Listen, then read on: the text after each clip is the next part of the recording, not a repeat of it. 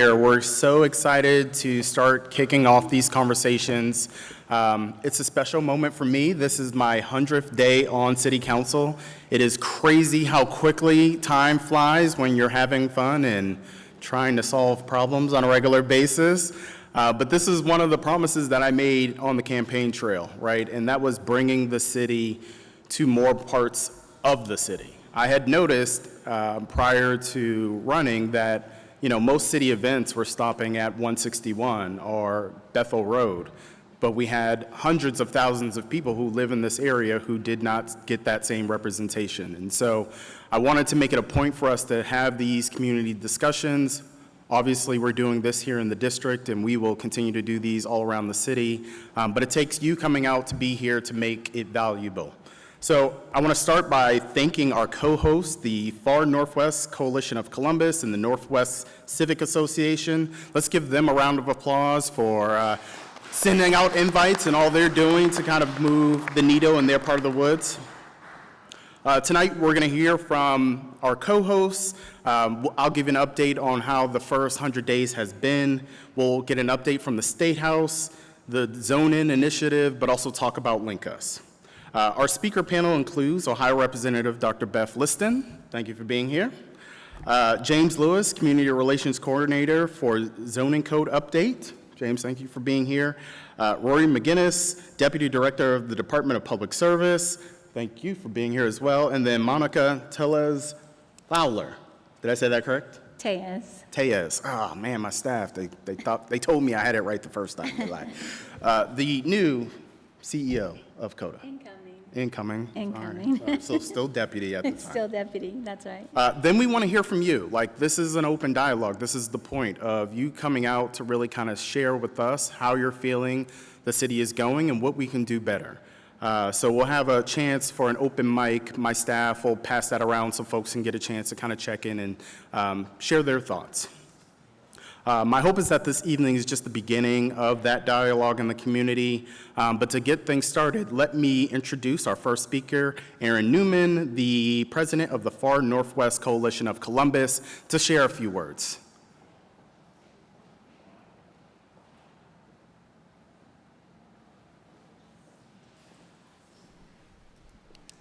Thank you very much, council member. Thank you, panelists. We appreciate you all coming out. Kind of weird having you all behind me here, but I don't have many updates, but happy to be here on behalf of the Far Northwest Coalition Board and the residents of Far Northwest Columbus. I was just mentioning, it's great to always have the City Council and our members come out to us and get in contact with us to join us in our part of the woods. So it's a great pleasure and honor to host you all up here. Far Northwest Coalition is the zoning and development advisory group for the parts of Columbus, north of 161 and west of 315. There's a couple little townships that we're happy to neighbor with in there, but it's a good chunk of Columbus with lots of wonderful people.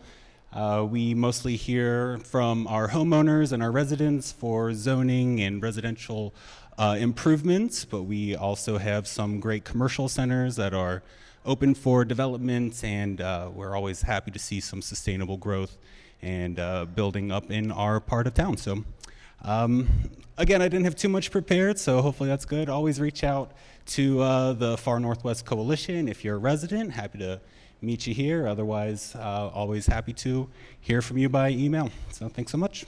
Perfect. Thank you, Aaron. Appreciate you being here. Next, we will have the president of the Northwest Civic Association, Cheryl. I have Grossman here, but that's not, is that correct? Okay, Cheryl Grossman, thank you. Hello. I hope that some of you are from our patch, which is north of Upper Arlington, south of 161, and between the two rivers. We have people who would like to rename our area to be the Between the Two Rivers District. And thank you for giving me the time to speak. And for coming up here and to talk and listen to our area. Northwest Civic Association has been around since 1967, so we're a pretty old and established organization. We have a sort of aside from zoning, which everybody in this space sort of has, we are trying to work with the LinkUS and all the upcoming ideas that City Council has put forward for our area.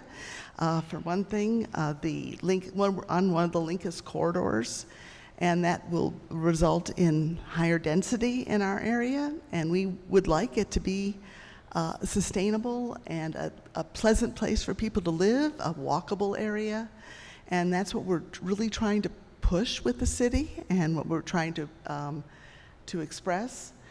So we're looking into all the new zoning changes, and we really invite you to come out and join us. We have meetings on the first Wednesday of every month, and in June we'll have our annual meeting, and you'll hear everything. In fact, we have hybrid meetings, so you can come to our meetings even if you can't make it to the physical location, because we do a Zoom meeting along with our in-person meetings. We usually have a speaker in addition to any zonings we're hearing that month, and you can get a pretty good idea of what's going on, because we also invite the police, the fire department, Rebecca Deeds, who's wonderful, is the neighborhood liaison for our area, and she comes out and you can ask questions. We have a community mic where we invite people living in our area to come to us and tell us what horrible thing is happening or what wonderful thing is happening in their neighborhood that they'd like us to maybe help them with or develop more of. And we also try to have neighborhood events. So we have had a National Night Out twice in the last 5 years, a little interrupted by COVID. And we'd love to have lots of more members so we can do lots more things. And there's pens back there and also applications for membership. Members can vote at our annual meeting. So we encourage you, if you'd like to vote, to do that. And I think that's pretty much it. Perfect. Well, thank you, Cheryl. Erin, you got to take note. She made a demand of the city already and then did a membership pitch at the same time. So that's how it's done when you get on the mic. No, I, again, appreciate everyone being here. As I mentioned, today is the 100th day. It is the answer I always give to folks on how it's been. The reality is it's drinking from a waterfall. Not a hose, which would be straight at me, but a waterfall where I feel like I'm trying to catch as much as I can, but we're missing some things every now and then. But, as you know, the city has gone through this historic change where we've gone to a straight at-large district-based system to district representation. And so I have the pleasure of serving you from what I am proudly calling the Crown District, which is essentially everything north of 161. But I'm a representative for all of Columbus. And so, this is why it's important to kind of have these discussions, because every part of the city is dealing with different things. When we started, we jumped right into the middle of budget deliberations. The city was looking to pass their annual operating budget, and so we as new council members were coming in to make determinations on what the budgets were going to look like for our committees, different earmarks that were available to us, and I feel like we did a really good job in securing things that will move the needle from a sustainability perspective. And tonight, you also get to help me continue some of that work and contribute to that work by telling me what you're looking for, what you want to see, what you're hearing, the concerns that you're dealing with that I can bring back to council. In my first 100 days as chair of the Public Utilities and Sustainability Committee, I've allocated $216 million for local infrastructure improvements, water quality initiatives, and LED streetlight replacements.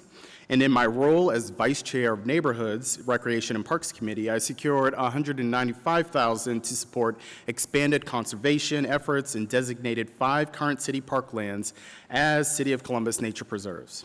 In addition to securing $230,000 in additional funding to support Rec and Parks' Voices and Apps program, which is essentially our crisis intervention programs. One of the things we kept hearing during the campaign year was just violence in the city, youth violence in the city. And it's important for us to have law enforcement, but we also need to understand that we're not going to police our way out of youth violence. We have to provide programming and opportunity for our young people to be involved in things that are going to redirect them into something positive. And so it was a priority for us to ensure that that funding was available. But since it is my goal to bring a sustainability lens to every aspect of city government, including the operating budget, I also allocated an additional $400,000 towards extreme weather support, programs for residents in times of extreme heat, power outages, and extreme cold snaps. Just think back to last summer, where we were having these power outages and folks were really trying to find places to stay cool in the summertime. The city funded COSI and movie theaters to be open during that time, and I thought it was important to kind of continue that funding. Because of climate change, these extreme weather events are going to continue to happen. And so as a city, we want to be prepared to provide assistance to residents where we can as we continue to plan for how we will mitigate and adapt to climate change in the future, as well as increased funding for the Empowered program, which is essentially a green workforce development program through Impact Community Action. We also earmarked $50,000 for Earth Month activities, so hopefully everyone is out planting trees and planting flowers because it is Earth Month. And then we also supported community gardens by earmarking an additional $50,000 for the Urban Gardening Grant Program. I ran for council because I wanted to make a noticeable difference in my community, so it feels amazing to be able to support such great initiatives right out the gate. I'm honored to serve Columbus, I'm honored to serve you, and help usher us through immense growth we are expecting. I come from a large city. I grew up in the city of Boston where density was the norm. So I'm excited to see this change happening in Columbus as we kind of prepare for the growth that is coming. We're in the process of updating an antiquated transit system, changing our 70-year-old zoning codes, and preparing our changing climate with a goal of being carbon neutral by 2050. As long as I'm in office, I promise I will continue to advocate for healthy neighborhoods through increased environmental protections, youth programming, improved infrastructure that prepares Columbus for the future, which includes modernizing our transit system and energy grid. Now I want to turn the floor over to my good friend, Representative Beth Liston, just to kind of give an update on where things are at with the State House. Again, I appreciate you all being here. Let's give her a round of applause as she makes her remarks.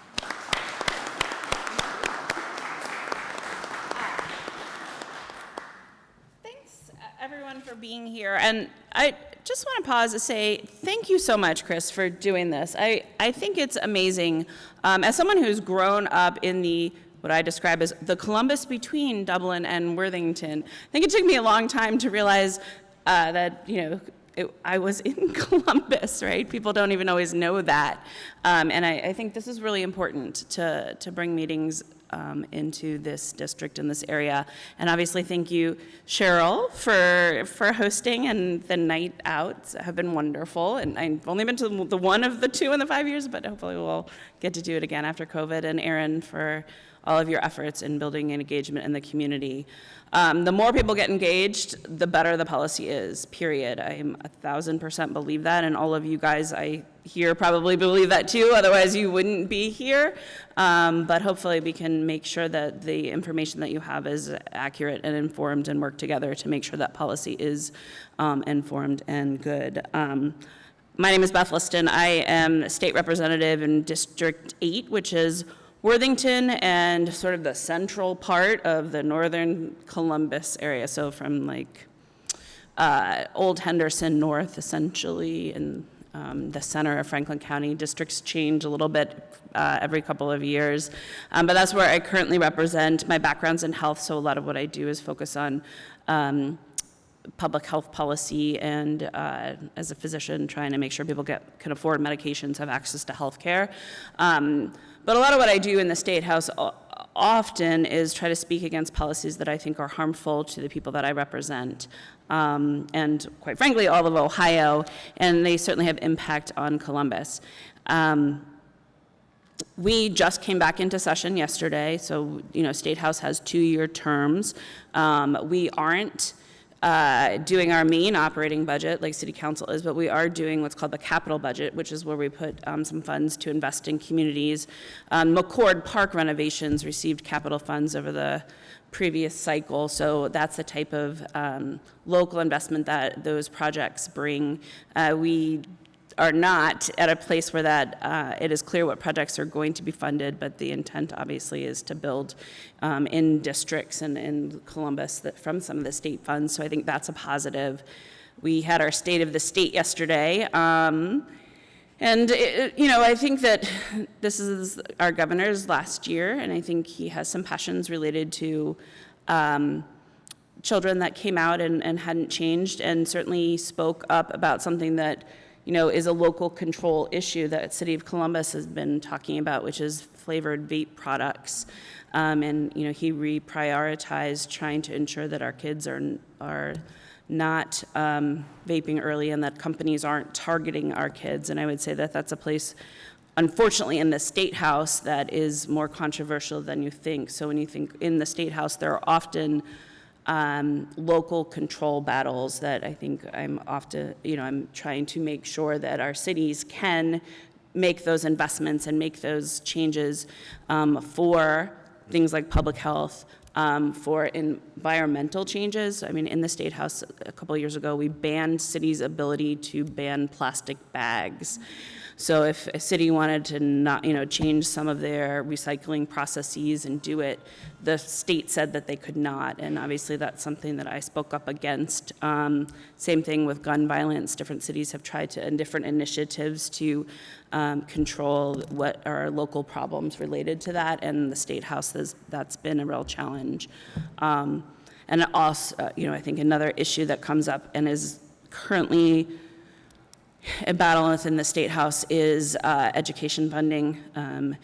I believe that we need to be investing in our public schools, and that's pulling money from the public schools towards private vouchers has been a trend over the years, and that is also something the governor talked about doing more of, as well as changes in higher education that ban universities and institutions of higher education from doing initiatives to support diverse students.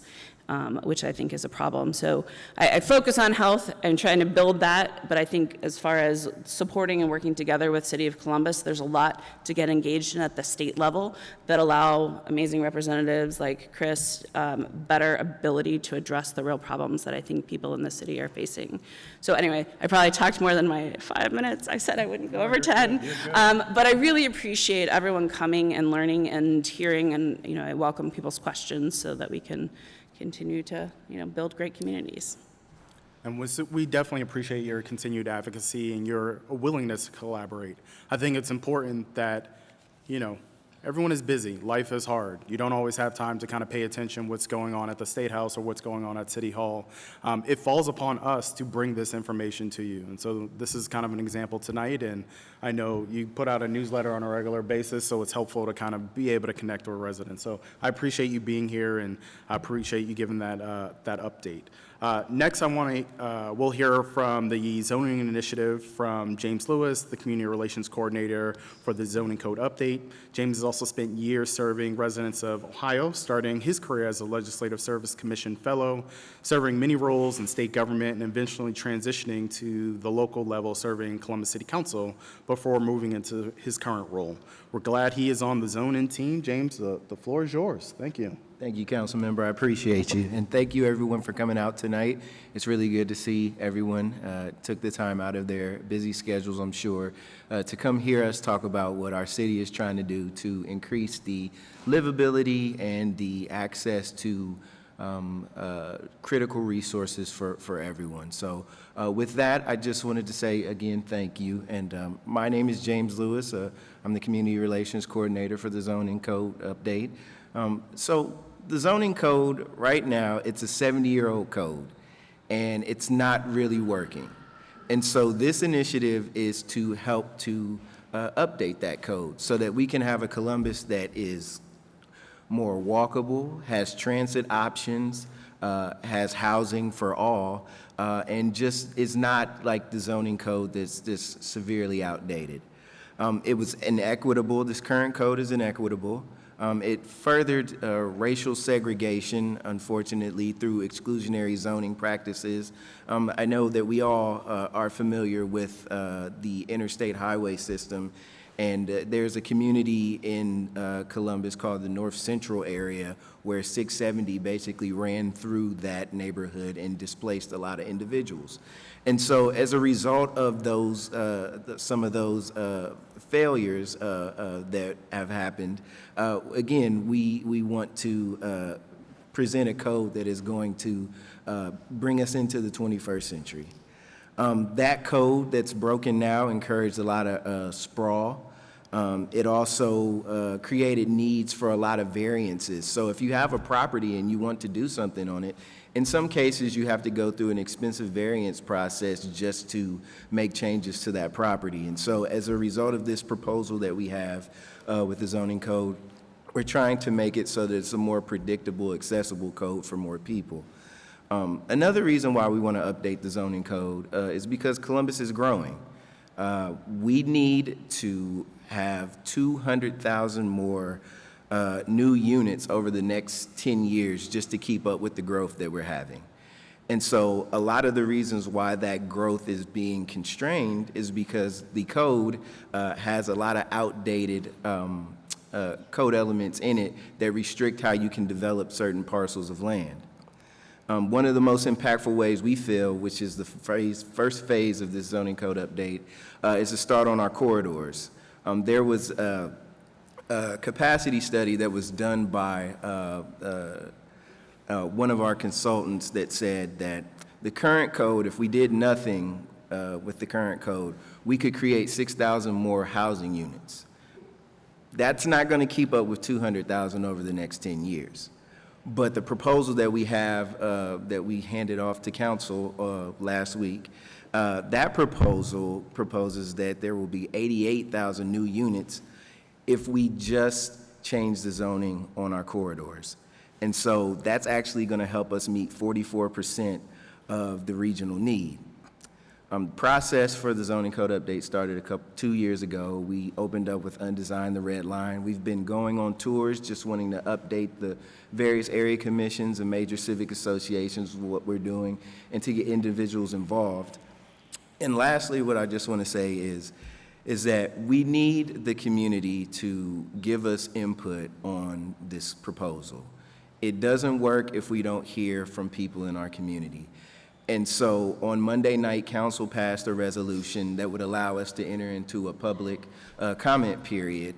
And so with that public comment period, we also have a zone-in gallery that is downtown at 141 North Front Street, and it's open to the public 6 days a week.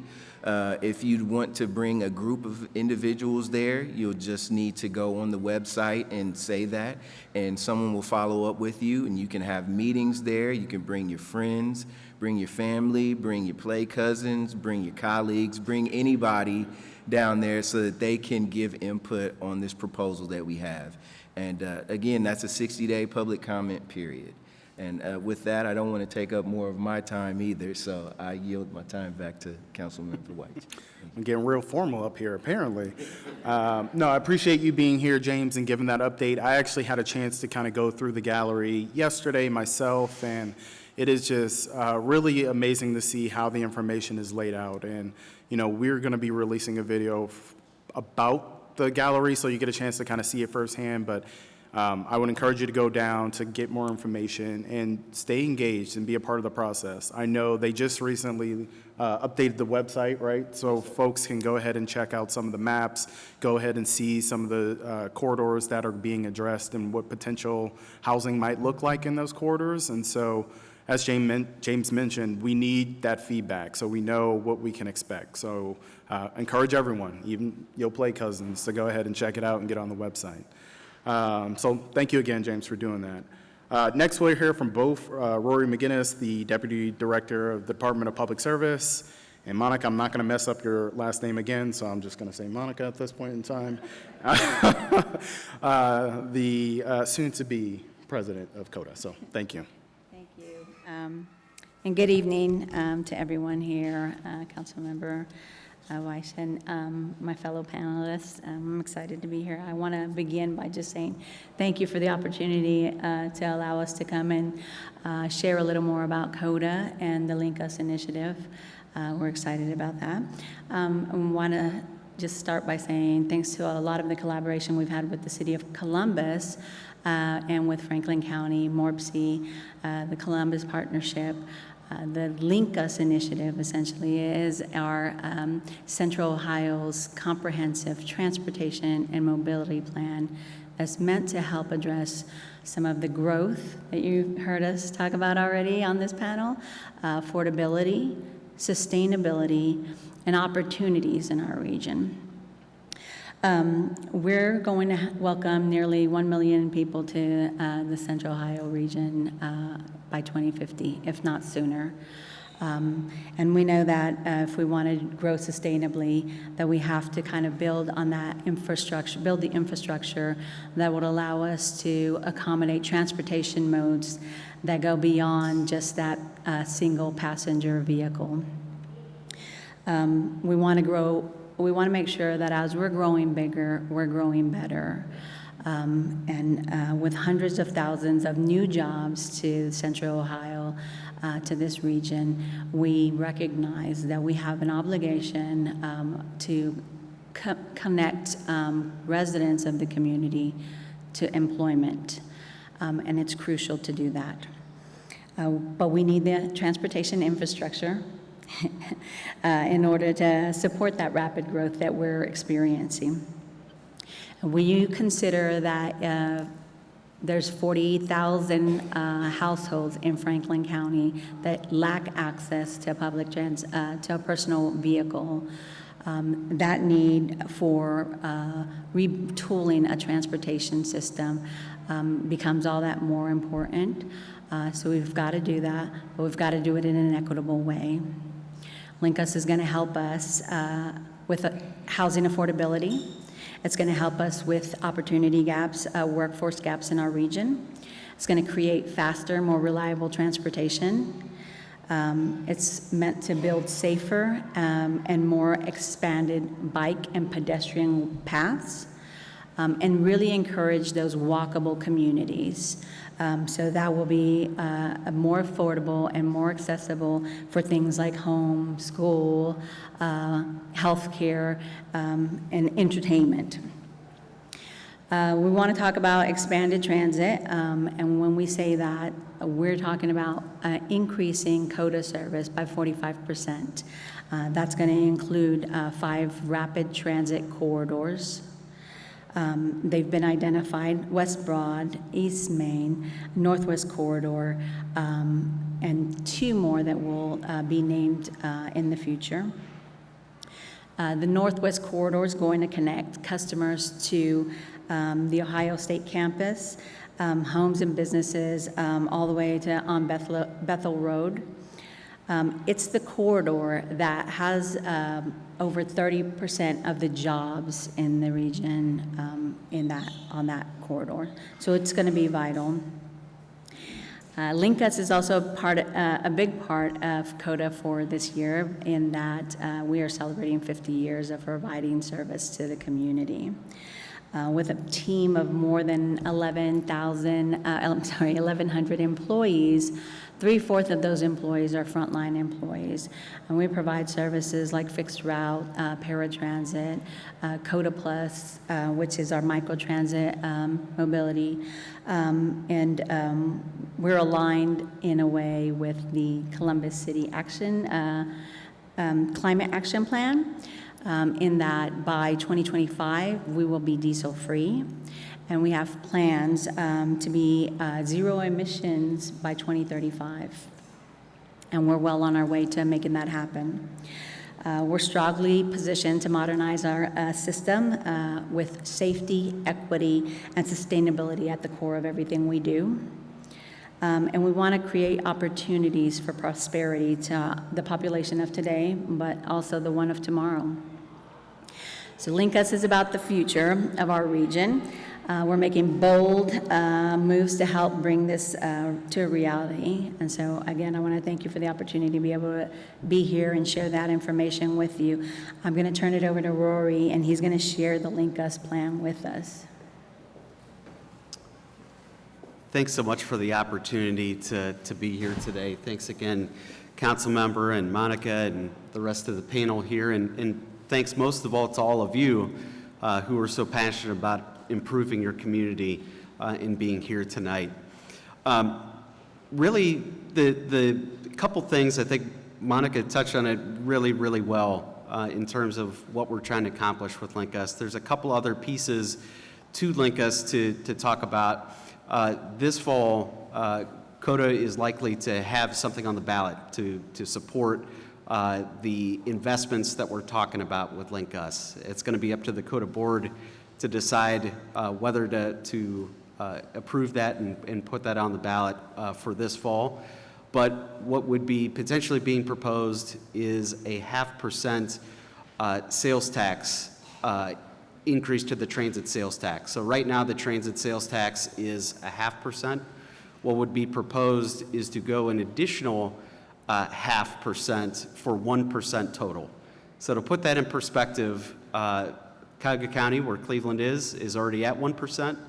Cincinnati, where Hamilton County is at 0.8%. And so we're really just looking to get on par with our peers in the state. Right now, we're on par with Toledo, but we have a much, much larger population, Toledo, as well as we're growing a lot faster than that. That proposed 0.5% sales tax increase would generate about $2 billion by 2030 and about $8 billion by 2050.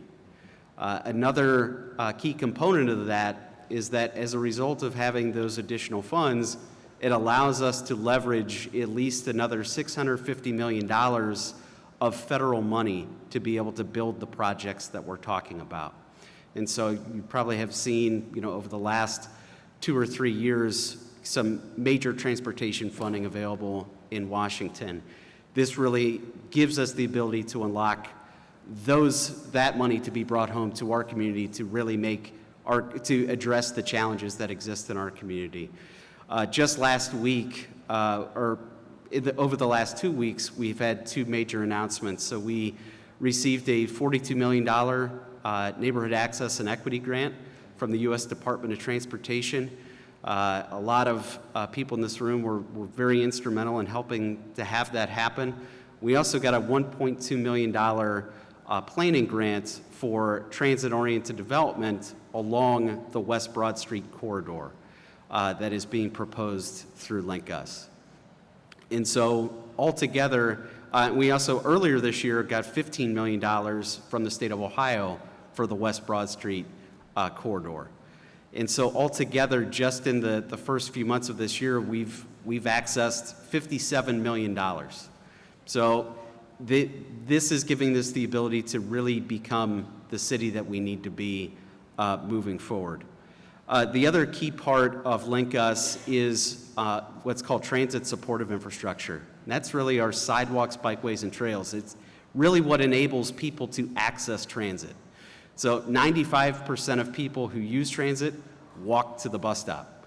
And so it is really important for us to fill the gaps that exist as best we can for people to access the transit system, as well as the National Association of Realtors does a survey every year, and they ask people, what are the things that you want to see in your community in a place you'd like to live? And 75% of them say, we'd like to be able to walk or bike to parks, shops, things of that nature. So we're building what we need to be able to grow responsibly and in a focused way, but we're also building what 75% of people say they want. So that's a really important consideration. And of that 0.5% sales tax increase that's being proposed, over 25% of that is going to sidewalks, bikeways, and trails. And so the Mid-Ohio Regional Planning Commission is working with all of the political jurisdictions within the COTA service area, which is all of Franklin County, and then there's some small portions of Union, Delaware, Fairfield, and Licking counties, to create a, similar to the city's capital budget, an annual capital improvements budget, and then a multi-year capital improvements plan that will outline how we use the 25% of that 0.5% sales tax increase for sidewalks, bikeways, and trails. That 25% equates to about $60 million a year. So it is a really significant amount of money that we can now really do the things that we've talked about as a region to make us more walkable, more bikeable, and more connected.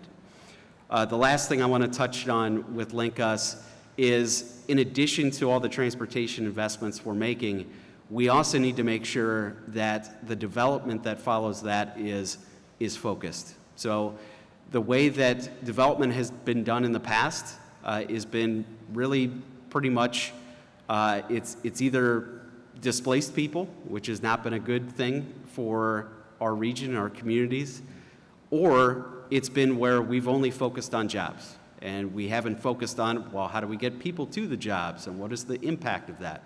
Well, we're proposing to do what's called equitable transit-oriented development, which basically means people of all incomes having the ability who live along these transportation investments to be able to reap the benefits of these investments and not be displaced by it.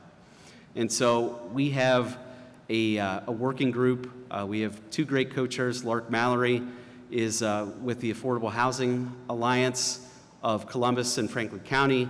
And then we have Yarmir Steiner of Steiner Associates, who's been really involved with Easton over the years, who are helping to put together a community-led process to evaluate how we're going to make sure that the development that follow these transportation investments is truly equitable. How do we make sure that we don't displace people? How do we make sure that there is more affordability? How do we make sure that there are more child care facilities or food resources available? We should have that plan this summer, as well as what I mentioned before when we talk about having a capital improvement budget and a capital improvement plan. We should have that for the transit supportive infrastructure by this summer as well. So we're really excited about the future, and we're excited about our present as well. Coming up here in the next few weeks, the mayor's going to do his State of the City, and he's likely to say, you know, his top 3 priorities really are safety, transit, and housing. And really, LinkUS is what enables all of those things to happen, as well as what was mentioned before about Zone In.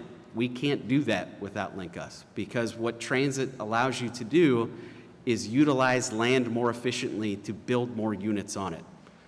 So we have demand for 20,000 units a year, but we're only building 10,000 of those units. The zoning code will really help with that, but transit will also greatly help with that as well. So I'm honored to work on this project and honored to work with all of you to help make that a reality. So thanks for the opportunity today. Rory, Monica, appreciate you both sharing that.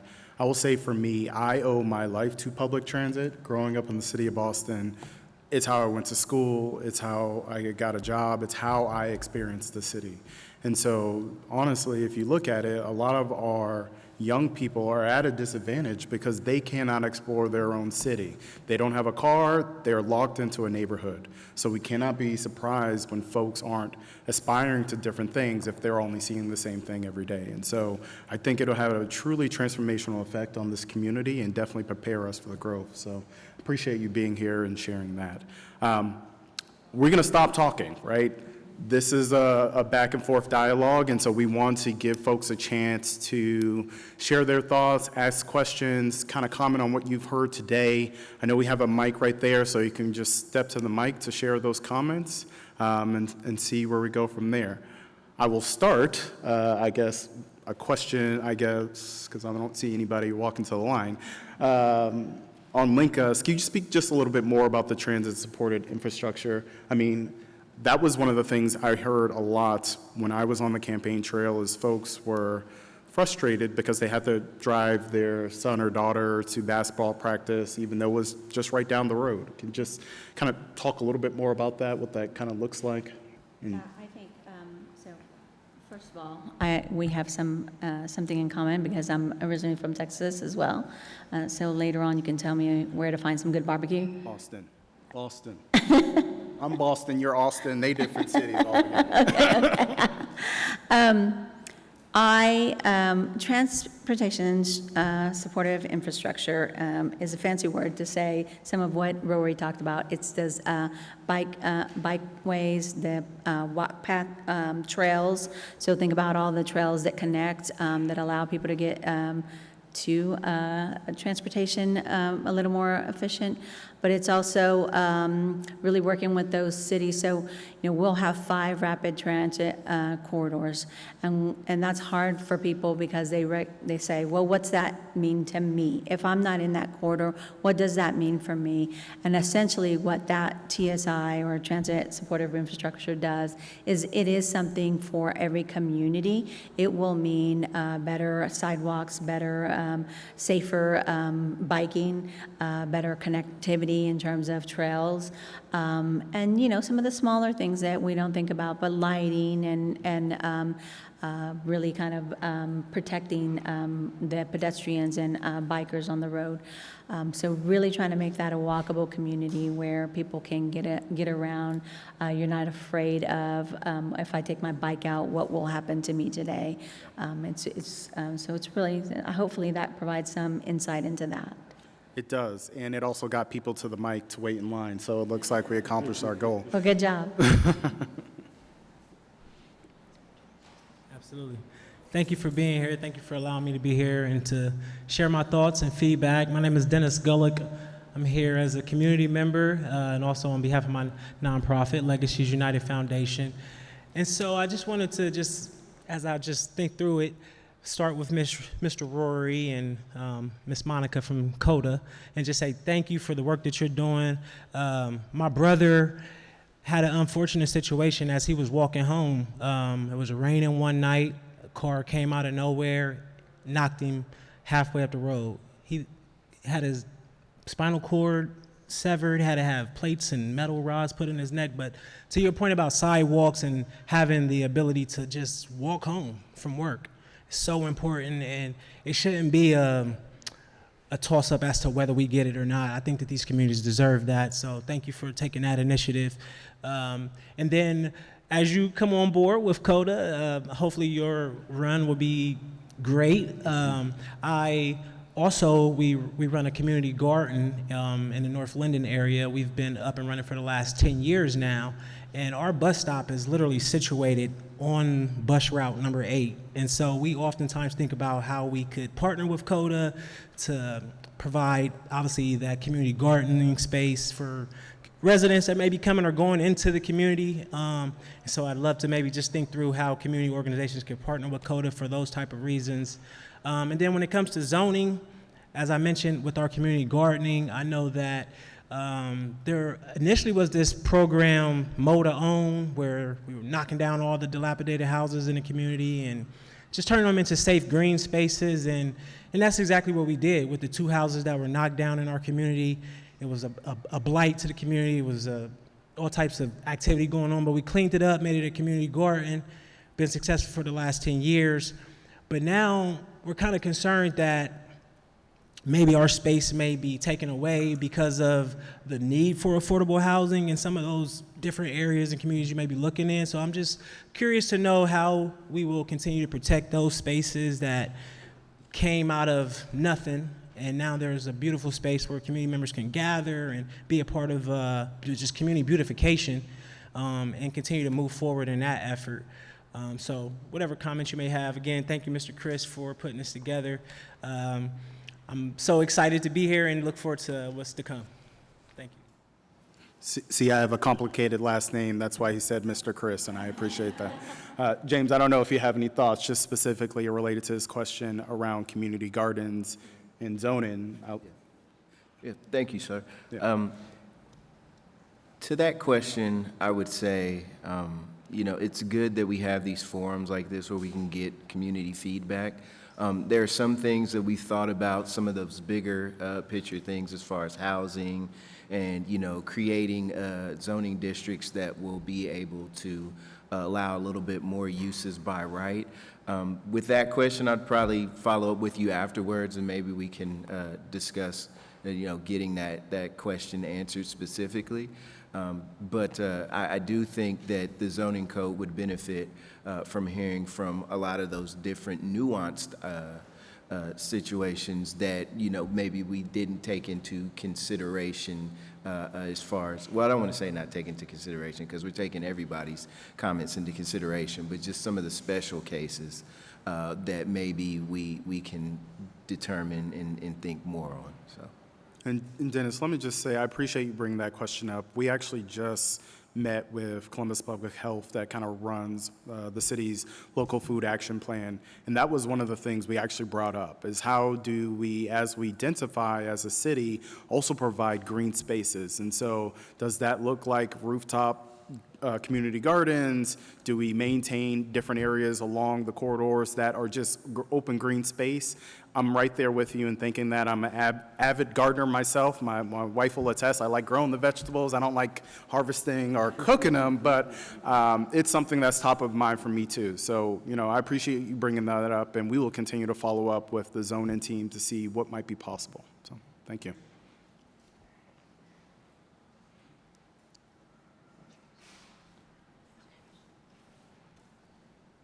All right, my name is Danielle Perry, and I'm happy to be here. I am a Columbus resident. I've been here all my life. And I was thinking as you were talking about, like, my lifeline as a kid was my bike. Yep. So we went everywhere on our bikes. And one thing that comes to mind is kids didn't have helmets. They didn't have any kind of safety equipment. So I would like to see that, like free helmets or whatever, to, you know, give them that feeling of security. Also, in my mind's eye, I see like automatic bike locks. I mean, stuff like that, because you can't take your bike anywhere. So as a kid, you literally, your parents are like, if you lose this second bike, you know what's gonna happen. So you wanna go places. And I don't know if kids are thought of, you know, when these types of plans are made and how they can be connected. Because a lot of kids don't have anything to do. Yeah. So I would ride my bike to the recreation center or the library, which was huge for me. You know, it was a different choice, you know. So I just think it's important to remember the little people and to help them feel included, you know, because that has other benefits as well. So, you know, I plan on telling everybody the minute I leave here, because I feel like people are a little nervous about, you know, certain settings. I'm coming by the police station. I was like, community policing. So what can I say? But, you know, I mean, those are things that people are like, oh. So I would like to see the fear diminish and us to be able to be connected like this. So thank you. No, I appreciate you being here and bringing that up. As I mentioned, that dialogue is how we create new programming. So to your point, like, I could ride my bike. I had sidewalks from my home to my park. I rode it every day. I didn't ride with a helmet, but, you know, that's 90s, and I'm a millennial, I'm sorry. But we're doing better for the little people now. So, but appreciate you bringing that up and sharing that. I ride my bike now, so I ride all over the place, and it's nice to have the things on the front of the COTA buses. That helps a lot to get your bike and take it with you, because that'll break down some of that walking that some people have. God forbid that we walk. But anyway, thanks. Yeah, go ahead. Thank you so much for your comments. And one thing I also want to add is, so in addition to what we're proposing from a transit supportive infrastructure, sidewalks, bikeways, and trails side of thing with LinkUS, the city is in the midst of its Bike Plus efforts. So it's basically the city is updating its bicycle plan. How do we make our city more bikeable, as well as, you know, make it easier for scooters or pedestrians as well. And so we're going to be having a lot of engagement over the next several months, getting people's feedback and on the plan that we're proposing. So getting the perspective of your perspective is really important to that. So to me, it's just really exciting, whether it's Bike Plus, whether it's LinkUS, whether it's Zone In, whether it's you know, potentially passenger rail coming, a new, you know, airport terminal coming. I think our community is doing in proposing the investments that we need to make to continue to be a successful community and be more prosperous and equitable in the future. Thank you. My name is Helen Anderson, and I'm a COTA bus driver. Yes. The gentleman that was just speaking, what is your name? I'm sorry. You with the glasses? Yeah, I'm Rory McGinnis. I'm one of the deputy directors in public service. Okay. I had a quick question. You were talking about the percentage. You said 0.5% to 1%. Now, is that something that's going to be on the ballot? Or are we going to see, because the problem, here's my question. Sure. The problem we're having is because of the high taxes in Franklin County. Okay, I'm a homeowner, so I know where everyone, I was just talking to him about that before the meeting started, and I'm wondering, will that affect us on our taxes if we vote for this going forward on the ballot? Because we're already feeling a little bit of the pain from the taxes being, increased. It is 0.5 penny on sales tax. So Okay. it's not property taxes. It's sales tax. So I just want to be clear on that. And it's an additional 0.5 penny on $1, basically. Right? Okay. So yeah, I think we will fill it still, even if it's 0.5 penny. I don't want to be Right. Not transparent about that. That is, 0.5 penny is 0.5 penny, and when you add it up on every $1, certainly you're going to fill it. But it's when you're at, going to the store and you won't see a significant impact there, where for us, it has the ability for us to almost double our transportation services to the community. That's one. It has the opportunity to build those transit supportive infrastructure items, the bike paths, the walkable communities. Okay. So I just want you to put that a little bit in perspective. It is a tax, but what are you getting from that? And it's pretty significant. Okay. So I just wanted thank to you. clarify that. No, thank you for very that much. question. And I was just going to add, it is more money. At the same time, the longer we wait to address this issue, the more expensive it's going to be. And so this is where even if we don't want growth to happen, it's coming. And the longer we wait to address it, the more expensive it's going to be, and the longer it's going to be to have needed improvements come to our community. So this is what I would believe it is more money, but it is truly going to be transformative and really help us address a lot of the major challenges that we have in the community. Thank you. I don't really have a question. I just wanted to say thank you for having this event.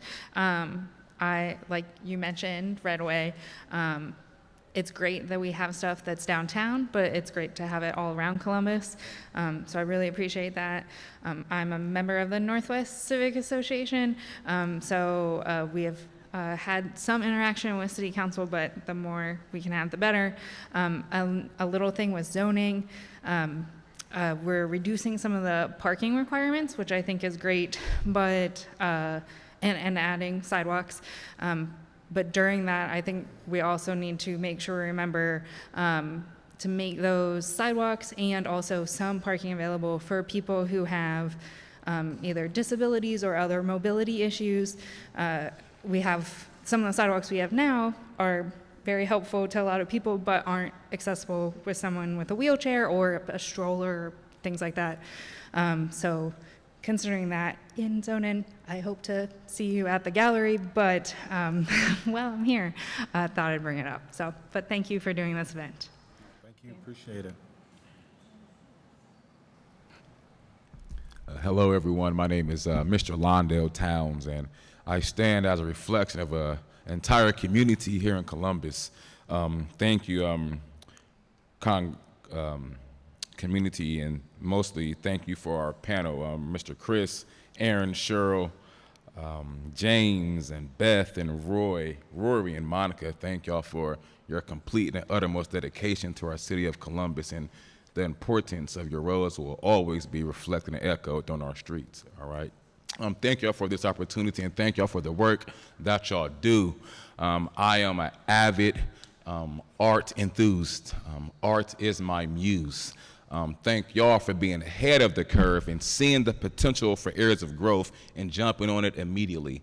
There are a lot of concerns that our community parrots, and it seems this plan will check a lot of those boxes, bringing communities together.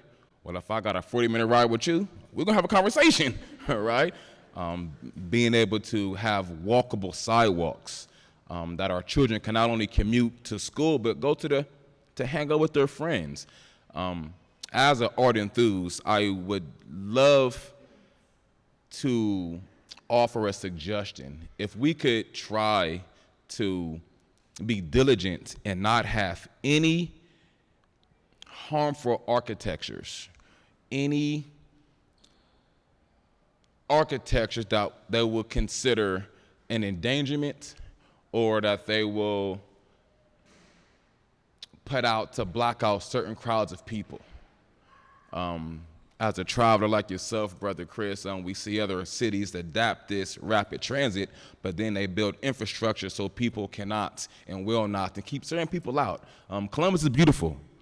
Columbus is beautiful, and I would love to see all community members being able to accessibly and willingly utilize this rapid transit situation. And thank you, Brother James, because there's a lot of verbiage in zoning that is completely flabbergasting to someone of myself. So I could imagine our community members looking at a different language, but you had a way of dissecting that, so now I can take it back to my silos and be able to give them very valid information. And again, thank y'all for being not just the visionaries, but the doers to really make actionable things come to Columbus. Thank you. Appreciate you being here. Thank you. Sure. Hi, my name's Karina Johnson. I'm here just as a community member. Just want to say thank you, Councilmember, for having this event. I wasn't going to speak, but I felt inspired just to, say as another transplant some things. So I'm originally from San Diego, and a couple things that I saw there that I thought were really exciting. There was an initiative a few years ago to do a youth opportunity pass, which made transit free for those who are in the city who are under the age of 18, so just something to think about. And then also I'm a homeowner, not in this lovely neighborhood, but in Eastmore and on South James, which is a really busy corridor with no sidewalks, but a lot of bus stops, and people literally get dropped off in people's front yards. And what I've heard is that historically, there was an initiative to put sidewalks in and the residents didn't want them, and so I just kind of want to say that some things probably should be taken out of local control when it comes to keeping people safe as they're walking and getting off and on the bus. And so hopefully as you're putting in those sidewalks, you will be prioritizing those corridors like South James, places where it's a really high speed limit, there's a really active transit stop, and then I think that's probably it. So thank you, everyone. Thank you, appreciate it. I don't know if you guys want to comment on either one of those? Well, first, I came from the West Coast myself prior to coming here. I am originally from Texas, but I came here from Washington State, where I was working on some transit initiatives there as well. We did have the Youth Opportunity Pass there as well. I'll say that how that gets funded is always a little different. I don't know how it worked in San Diego and Washington State. The legislation actually passed legislation to fund that at all transit agencies. So that's really a state putting the money where they believe it needs to be. And that, again, was for anybody who was 18 and under. I love that program. It was great. And it really provided the youth the opportunity to have access to their community or different things. So would love to work on that. It's going to take some conversation just so that you're aware. But in the meantime, we do have past programs for young individuals now that are set up as partnerships with different schools. We have it with the Columbus City Schools. We have it with Columbus State. We have it with some other schools, and some of that is that the schools help subsidize some of that, but really, it's really a really heavily discounted pass. And it's meant for them to have, all of the students to have opportunities to access transit, whether it's for school or for after-school activities, jobs even sometimes. So we're working towards that. We're certainly recognizing the importance of that. And I will say that as we continue to move forward with the LinkUS, but just in general, it is our practice that as we're going out into the communities, we're always engaged in conversation. We're engaged in conversation with the city of Columbus. Obviously, we partner really well on these things. So whether it's, something from access using sidewalks or, how the service is getting there, first mile, last mile, that's something that we're always trying to improve. So thank you for your comments, and we'll keep those in mind. All right. Well, I want to say thank you again, everyone, for coming out on a rainy day, on a Thursday at 6 o'clock, where you had to drive by the police station and everyone was very much confused. I appreciate you doing that either way.